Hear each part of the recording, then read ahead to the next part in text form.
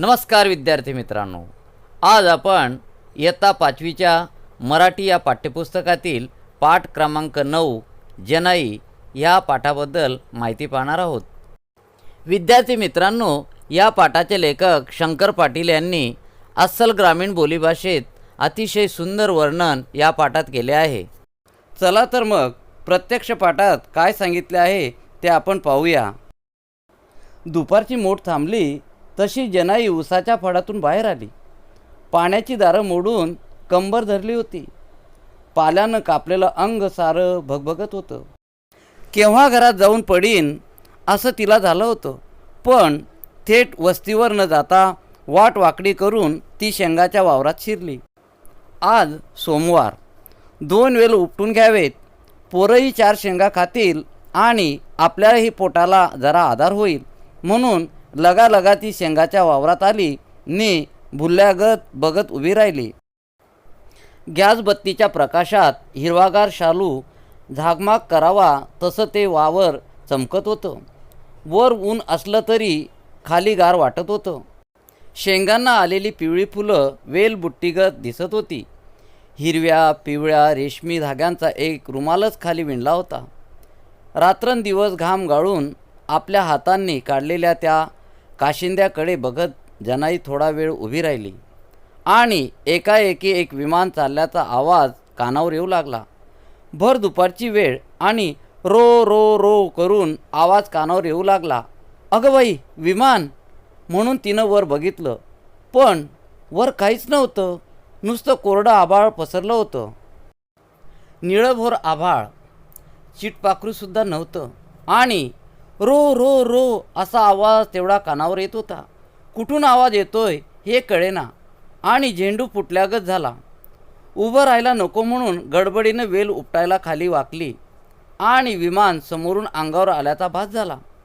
खाली केलेली मान वर करून बघती तर समोरच्या 4 काकरीचे वेल उलथे पालथे होत होते। भुईमुंगाच्या आऱ्या वर उचलत होत्या आणि पायाखालची जमीन हादरा देत होती। रो रो रो असा आवाज जवळ येत होता आणि डोळ्यांनी बघितलं तर काळ्या ठिपक्याची एक 4 वाव तुळी अंगावर धावून येत होती। अगं बाई, साप म्हणून जनाई झटक्यानं मागे फिरली आणि जमिनीला पाय न टेकता वारं सुटावं तशी पळत सुटली। मागे न बघता थेट वस्तीवर येऊन धडकली। धाबं दणाणून गेलं होतं। तिच्या जीवात जीव नव्हता। पोटात घाबरा पडला होता। अंग सारं घामानं थपथपलं होतं। तोंडावाटे शब्द फुटत नव्हता। वाचाच गेल्यागत झाली होती। हातपाय थरथरत होते। ऊर धडधड करीत होतं। वस्ती कशी गाठली हेच तिला समजलं नव्हतं। वस्ती गाठली हे तरी खरं आहे का म्हणून डोळ्यांनी ती भोवती बघत होती। मनाची खात्री करून घेत होती आणि आजूबाजूचे सारे भाऊबंद गोळा होऊन येत होती।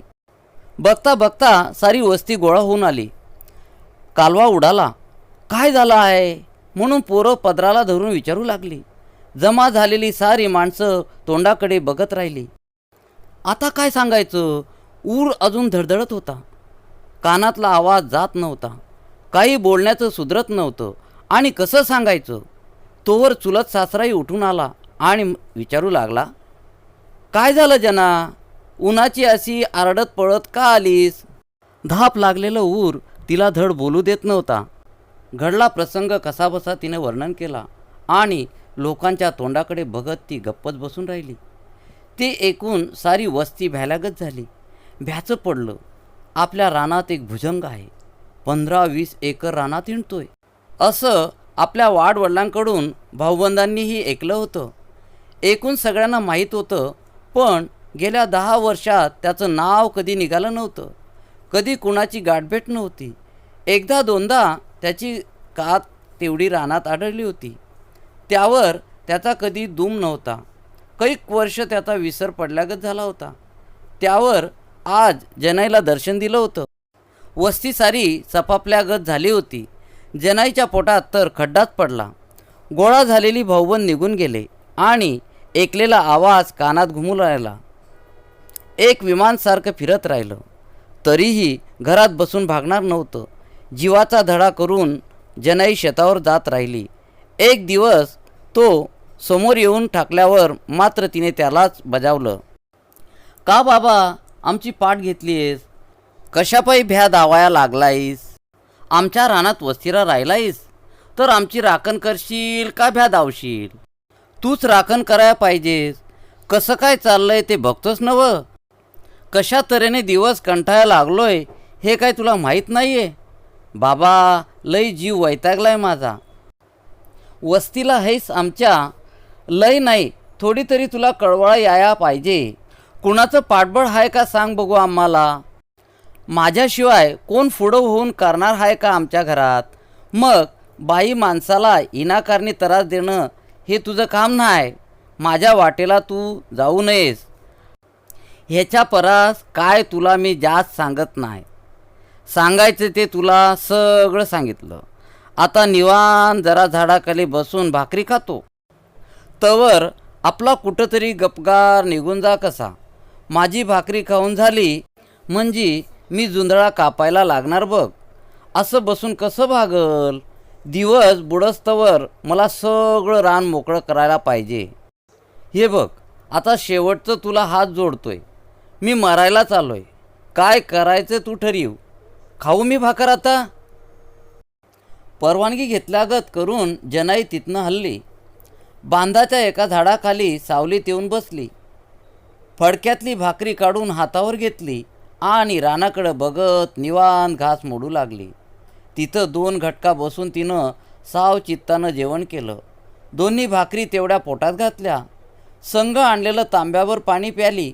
डरकन 2 ढेकर आले आणि मग ती उठली. आडवा पदर बांधून रानात शिरली. हातात विळा घेतला आणि मनगटासारखी धाटं भराभरा खाली जमिनीला लोळण घेऊ लागली. आता पाहूया या पाठात आलेल्या शब्दांचे अर्थ. पाण्याची दारे मोडणे, पाटाचा प्रवाह बदलणे, झेंडू फुटणे, भीतीपोटी तोंडाला फेस येणे. आरी, भुईमुगाची जमिनीवर पसरलेली वेल. वाव, हाताने मोजण्याचे माप. तुळी, तुळई, दुम, पत्ता. ह्याच्या परास, ह्यापेक्षा. सावचित्तानं, शांतपणे. धाट, ज्वारी बाजरीचे कणीस कापून राहिलेला भाग. धन्यवाद.